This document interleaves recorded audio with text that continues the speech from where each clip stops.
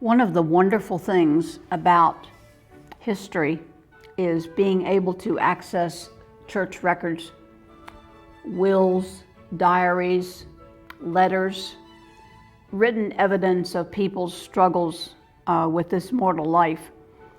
The church has always been the keeper of statistics.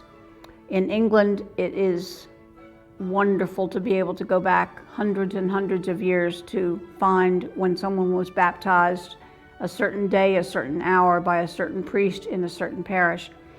In America, the English church continued the same practice. Not everyone kept perfect records. We're all human, but there are wonderful examples of the daily life within the fabric of the church. And remember, the church did cover all of life, not just the baptism and the burial, but everything in between. The Bruton Parish records have great spaces where we don't have everything, partly because things got burned, partly because things got lost. To me, it looks almost like a mystery, as if someone really wanted to keep the information really quiet, because there are places where it looks like they've pulled out whole handfuls of pages, and I want to know what don't they want me to read. But it's wonderful to be able to find certain characters, whether they're famous or whether they're just regular everyday people. It appears that everybody from the very top to the very bottom was conscious of having their child baptized at Bruton Parish. And it also appears that many people had lots and lots of their enslaved folks baptized. We have pages and pages of evidence for that. It appears in one place where it happened every week for months. And sometimes they were baby slaves, sometimes they were grown persons, sometimes there's only a first name.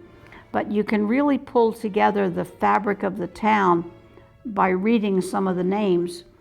There's a Joseph, son of Peggy, belonging to Colonel Custis's estate.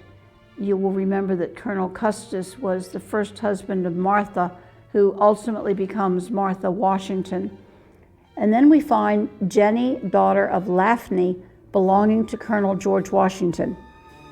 So this would be someone that was in Mr. Washington's ownership. We have James Ragman, son of Judith, belonging to Thomas Hornsby. Hornsby is a very big name in Williamsburg in the colonial period and even through today.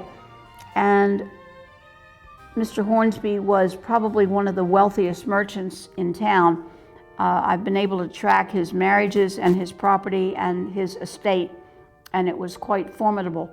There are a number of other great names in our register. Burrell, who are the family that owned Carter's Grove Plantation. Randolph, both John the Tory and Peyton. Waller, Carter, Blair, Horrocks, and that's a wonderful name. He was a minister and he was connected with the church and the college.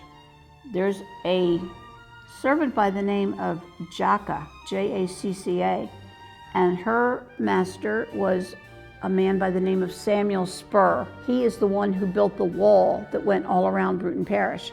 And then there's an interesting one, Lucy, daughter of Charlotte. And Charlotte, of course, belonged to the College of William and Mary. We need to remember that many, many, many people and institutions owned servant property. So the church owned enslaved people, as did the college, as did so many of the people who you met on the street every day.